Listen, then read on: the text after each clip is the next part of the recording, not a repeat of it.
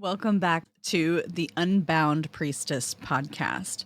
I'm your guide, Leandra Witchwood, and today we are going to begin a journey that will carry us deep into the heart of the living world. This is the first in a series where we'll explore what I call wild spirits. These are plant, animal, elemental spirits that want to work with us, that want to connect with us. They're calling us to remember.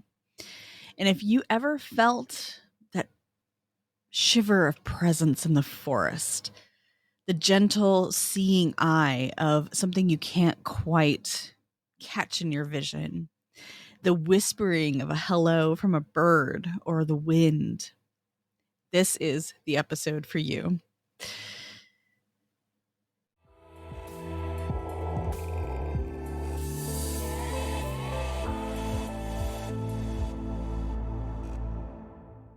I want to begin by taking you back to my childhood, my earliest memories of connecting with wild spirits. I was a child wandering around the backyard. That was my favorite place to be. It was a bit overgrown because my mom was a single mom. She worked 3 jobs to put food on the table. So I was a feral child, typical Gen X, right? And I was left to my own devices a lot of the time. So I spent a lot of my time, if I wasn't playing with my friends on the block, riding our bikes or doing God knows what, I was in the backyard connecting with the wild spirits, but I didn't realize what they were at the time. And I just remember feeling accepted. We had so many trees in our backyard. They're mostly fruit trees because living in California, the old backyards all had remnants of what were orchards and groves in that area. And there was a giant lemon tree and a plum tree and apricots. So I had plenty of fruit to eat. I had plenty of limbs to climb. I could crawl underneath some of the bigger trees, and it was like entering a new world, stepping into a secret garden of my own that was safe. I felt protected. I never felt judged. I never felt like I needed to be anybody else but myself in these spaces. It was comforting. It was serene. It was peaceful. And I remember sitting there communing with something older, something wiser, a spirit of some sort, but not exactly knowing what that was. I didn't have a name for it. I didn't have a reason to name it. It just was. It was just the spirit of the area. So I want to talk to you about what I mean by wild spirits. What does that mean? Wild spirits are spirits of the wild. They are the living energies within plants, animals, places that we live, the water, the wind, storms, the rock you pick up and admire. Sometimes they're called devas. They can be called animal spirits, elementals, astral beings, fae. And they are the heartbeat of the land. They are the heartbeat of all natural places. Now, I want you to pause for a moment, and I want you to make a distinction here. Wild spirits are not your familiars. I want you to take that in. They are not here to be commodified. They're not here as your pets. They are not to be summoned at your will or to be used like tools. They're sovereign beings. And they do not seek relationship with us to be controlled or to be used and abused. They appreciate reciprocity. That's something that's very important to them. And when we are stepping into our craft authentically, when we are walking our path authentically, we're not just out there casting spells and using our ingredients without thought, without understanding the animism behind the ingredient. We are working with the spirit of that ingredient. That's what gives our spells that little extra power, that little extra oomph we need to take it over the threshold toward manifestation. And that's why I say with a certain level of gravity that wild spirits are not our pets. And these includes the little spirits that we find everywhere in our craft, from the spirit in the cinnamon that we choose to blow out the door every month, or the spirit of the wild and the wild places we choose to visit. And wild spirits have their own heart, they have their own purpose, they have their own agendas, if you will. Although I don't like using that word because it sounds very strict. It sounds a little menacing, and that's not the intention. Now, here's my caution. When you want to leave an offering, when you want to work with wild spirits, I caution you in taking on that mindset of taming them. They're not to be tamed, and they're not ours to own. They are sovereign unto themselves. And I caution against this mindset. I think it comes from capitalism, really. We are very entrenched in capitalism. I'm going to veer off just a little bit. Now, we often hear people saying that they hate capitalism. They don't want to have to pay for the things that they want in the world.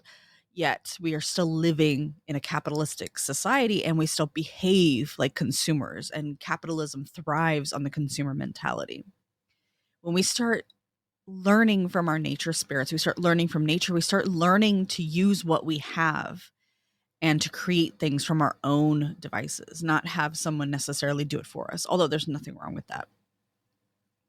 Not all of us have all the skills. We shouldn't have all the skills. That's why we seek out the people who have the skills we cannot foster for ourselves. And wild spirits are definitely a part of that.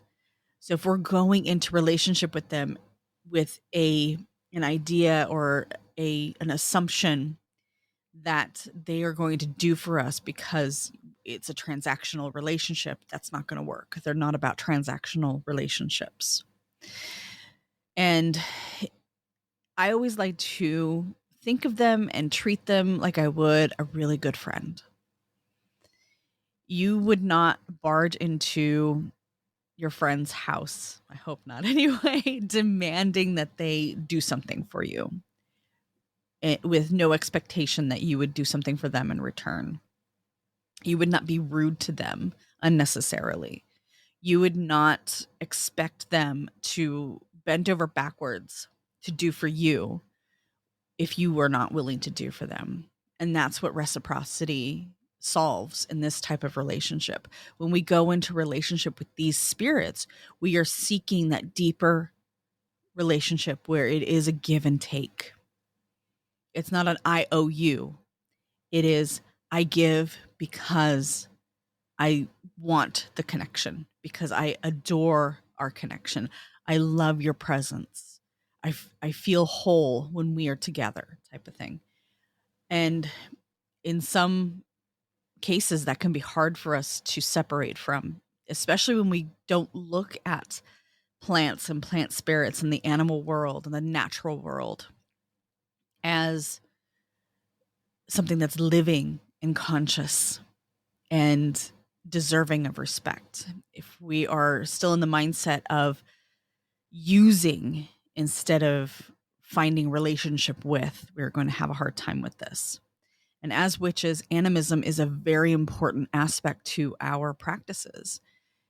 And we believe that everything has a spirit. Everything has a consciousness, not the consciousness that is intelligent like human consciousness.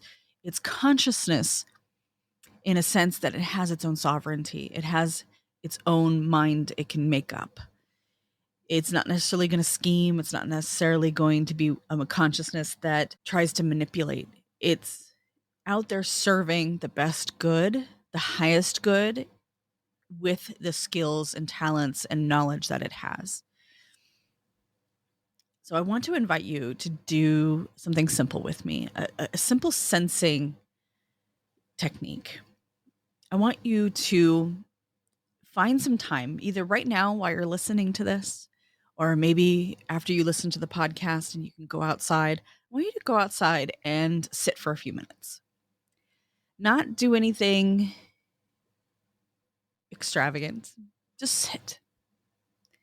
sit by a window if you can't go outside. Maybe it's raining or really hot or really cold, depending on when you are listening to this.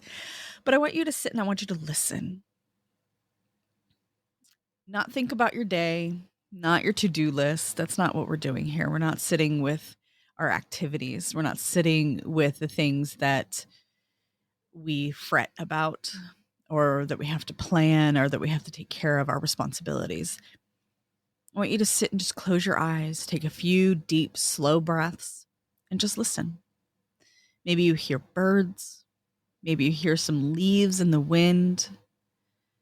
Maybe you can hear a squirrel rummaging around for nuts or burying nuts for the future. Don't force anything. Don't think that this is something that you have to achieve. This is just something to experience. And when you're done, I want you to take your journal and I want you to write down your experience. What did you hear? What did you smell? What did you see? What did you feel? Maybe you got a message and you don't know exactly where that came from. And maybe you want to try again, do the exercise again, and find out which wild spirit is calling to you, which wild spirit is reaching out to you. Maybe you want to take it a little bit deeper and spend a little more time just sitting and sensing. And this can be difficult because sometimes we just need a little guidance. Sometimes we need to be supported in this journey, especially when we are pulling ourselves out of a mindset that is based in patriarchal, capitalistic worldviews. It's hard for us to settle down. It's hard for us to relax and just be. But that's part of our magic.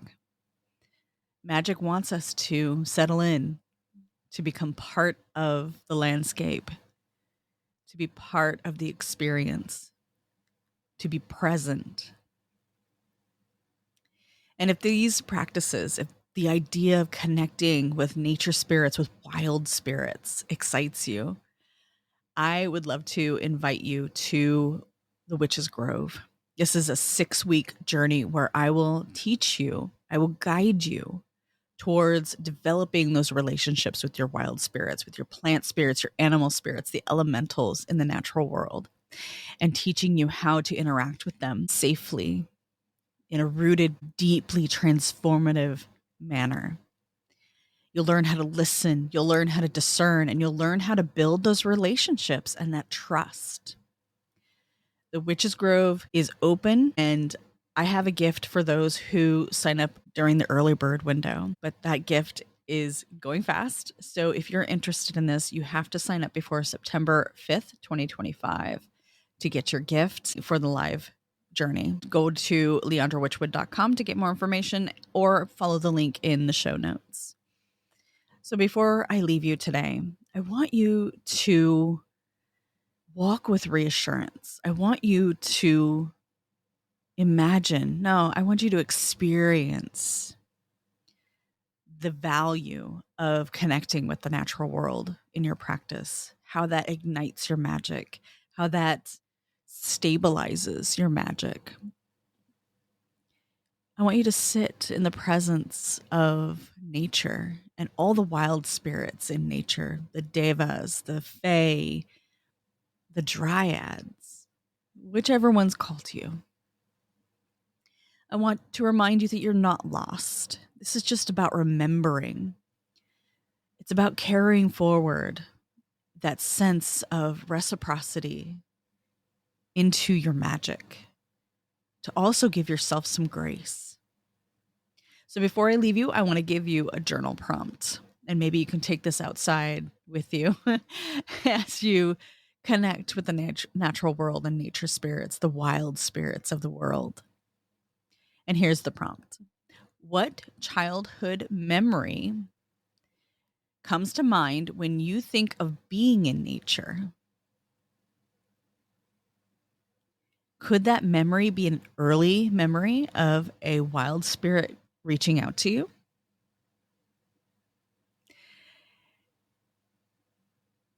And before I go, let me leave you with this affirmation. I open my senses to the whisper of the wild. I open my senses to the whisper of the wild. Thank you for joining me today. Next time, we'll step a little bit deeper into the path, into connecting with plant spirits, the green allies of the world, the ones that help us create medicine as well as magic. Until then, may you listen well, connect deeply, and walk gently with the wild ones. Blessed be.